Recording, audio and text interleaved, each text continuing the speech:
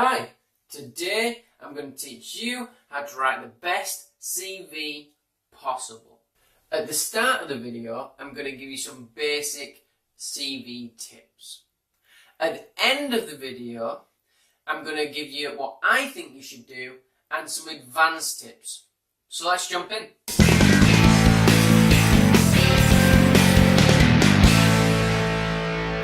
Hi, my name is Sam Woodrow and welcome to Elite Body and Mind. On this channel, we're all about improving your overall lifestyle. So if you're new here, consider subscribing down below and hit the bell notification so you become part of the EBM community. Over my time at university, I've had 6 jobs, all of which I have got first time round, giving me a 100% record.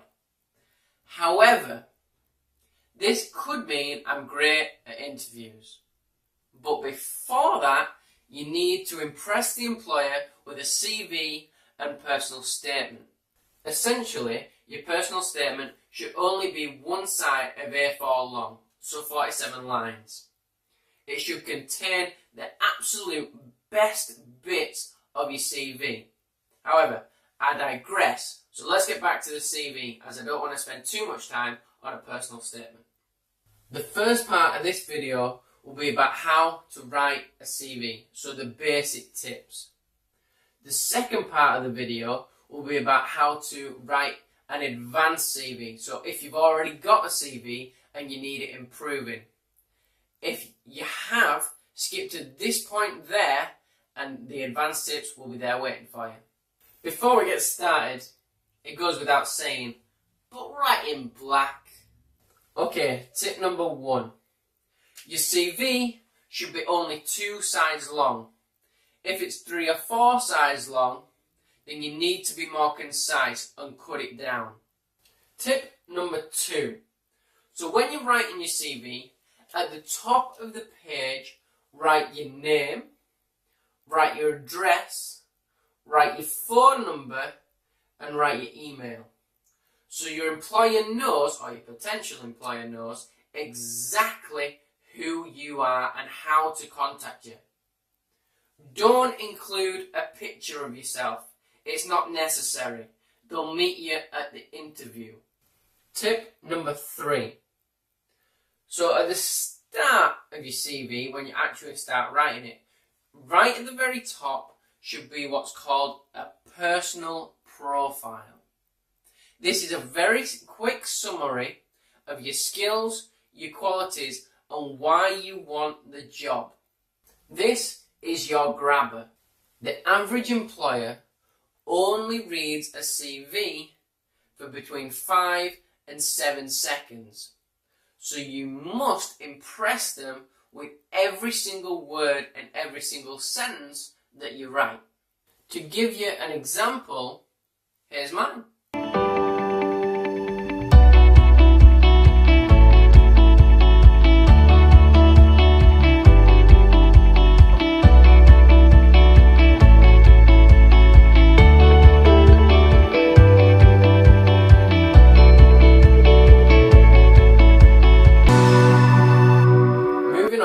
Tip number 4. After you've written about your personal profile, you need to write about your directly related experience related to the particular job that you are going to apply for. Now, for example, you could maybe apply for an events manager job, for example. Then you talk about your amazing communication skills, your great organisation skills, and your great teamwork skills. Bonus tip, if you read the job description, then it usually has a list of key skills that employer desires. So if you're stuck, I'd start there and write about each particular skill. Bear in mind that each skill should not be written, so the paragraph should only be 5 to 7 lines long. So be concise, don't repeat yourself, and please, please, please do not waffle under any circumstances on your CV. Tip number 5. After you've written about your direct work experience, move on and talk about your indirect work experience or your additional work experience. If you haven't got any, fine, just move on, skip this section. But if you have, keep it concise, keep it to only 1 or 2 lines per previous employer. Tip number 6. So when you've written all the other sections, move on to this section. This is the volunteer experience section. This is my favourite section. If you don't have any volunteer experience, go get some. Because firstly, employers love to see it on your CV. It's one of the things that most employers look for, and it'll help you stand out from the rest of the applicants. Secondly, when you do volunteer, when you're actually volunteering, you get an intense and unbelievable sense of pride, and also you might meet someone, well, very special. But that's a story for another time. Tip number 7. Once you've done your volunteering experience, then move on to your education. Simply put, education is a tool that employers use to determine if you have the skills required to perform the job effectively or not. Tip number 8. So your CV needs to be chronological, particularly within your work experience and education sections. So what you need to do is present the most recent accomplishment or qualification or current job first. This makes it easier for employers to look and identify what you currently have been doing. Tip number 9. I'm going to run out of fingers soon. Anyway, make sure on your CV you are truthful. Now, you can exaggerate a little bit, but don't lie. Tip number 10. Now, if you really want, you can flip the order of tip number 10 with tip number 11, but this is what I suggest. So, what I think you should do is write your extra qualifications next. So, for example, I have a bronze medallion in swimming, so lifeguarding by the poolside. Now, this is where I put that information, so football coaching, any swimming, any graphic design qualifications you got, anything extra that isn't academic, that isn't school-based or university-based, this is the section to put everything in there. What I do is probably bullet point all the sections, so bronze medallion, football coaching, graphic design, social media expert, stuff like that. Just make sure you have them there, but don't go into too much detail. Tip number 11. Told you I'd run out of fingers. That's why I did it, you know. Anyway, moving on. This section is for your interest. So below every other section, I mean, you can switch this section with tip 10 if you like. However, this is where you put your interests. The smart thing to do would be, if you're going for a sports job, say you love doing something in sports. So mine would be, I love playing football on a Saturday and Sunday and coaching football during the week.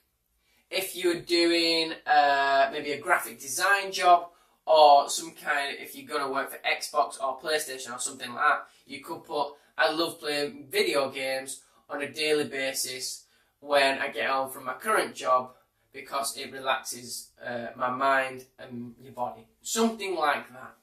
Something that's not too, not too personal, but shows you have a life outside of work.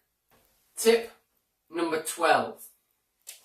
Now, finally, provide your employer with 2 separate references. Usually, it's from a work life and school life or university life. So try and mix it up a little bit. But make sure they're going to paint you in a glowing light and give you a shining report.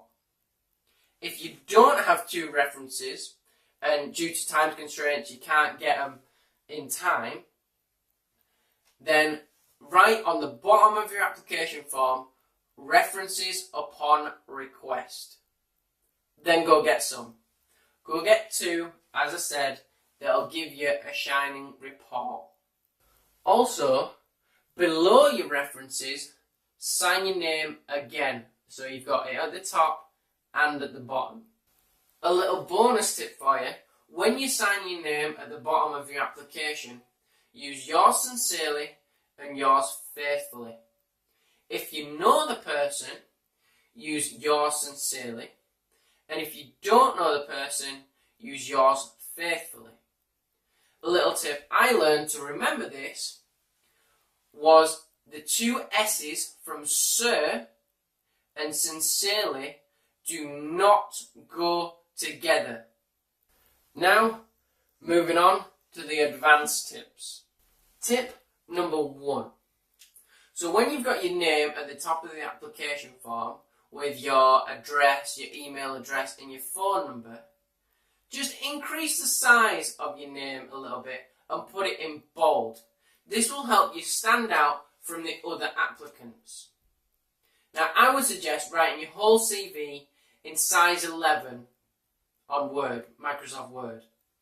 However, with your name, just this once, put it in size 14 and make sure it's bold in size 14. As I said, it'll make you stand out. Tip number 2. Within your personal profile, you need to make a big impact very, very quickly to grab the employer's attention. Now, the 2 best ways to do this are first to tell a short joke, or you can do what I call the impact instantly system. The first way, the short joke way, the joke has to be very short. It can't take up more than 1 or 2 lines because you're getting rid of your space. However, find the best joke you possibly can. There's loads on the internet, so go search and you'll find one that makes you laugh. And then write this. If the short joke made you laugh or smile, this is how your customers and employers will feel every day when they see me. Happy. Although I wouldn't use the joke way for a management position or higher. What I'd use is what, as I said before, the instant impact method. Now this, you have to pick 3 skills and qualities. So you can pick 3 skills, 3 qualities, or a combination of the 2, and write them in a structured sentence in the first part of your personal profile. For example, mine would be tenacious, enthusiastic, and appropriately qualified. It will pique the employer's interest quickly, and hopefully they'll continue reading. As well as this, they'll remember you because you had something different. Tip number 3.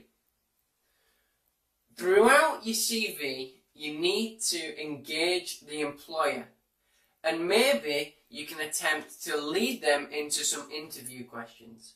For example, if I was applying for a sports-related job, I would say, during my master's university degree, I worked with Wigan Warriors first team. This piques the employer's interest again and leads them onto an interview question such as, what did you do with Wigan Warriors? Tip 4 is a simple tip that most people miss. All you have to do is put page numbers on your CV, just page 1 and page 2. It just makes it look that little bit more organised and professional. Tip number 5. If you're well educated, so a degree or higher, then make sure you condense your GCSEs. For example, on mine, it says 14 GCSEs, A star to C, and then I have a little dash saying maths, English, and applied science, and then I put the grade that I got. This is quick, it's easy for the employer to identify, but your GCSEs kind of don't matter anyway once you're at that level.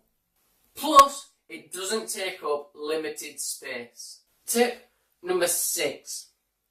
Within your additional work experience section, at the end, write a quick 1 or 2 line summary about what you've learned from your previous jobs. So for example, one could be, from my previous experience, I have developed my communication, my work ethic, my team working skills, and my sense of responsibility. It just summarises in a quick way what you have learned and your skills that you have developed from your previous experience. Tip number 7. So once you've written all your CV, print it out and hand sign it. This just gives your whole CV a personal touch. Now, also, at the end or close to the end, maybe above the reference section, you can put something like, I would relish the opportunity of attending an interview and developing on the points stated above. Something like that. It prompts the interviewer or the employer to give you an interview and discuss the CV with you. Therefore, you're getting your foot in the door. And it'll also stick in the employer's mind because it'll be the last thing that they'll read. Tip number 8. So sometimes 2 is better than 1. So what do I mean? Well, go to your friends and family and get them to check over your CV and give you back some constructive feedback that'll help you improve your CV in the future.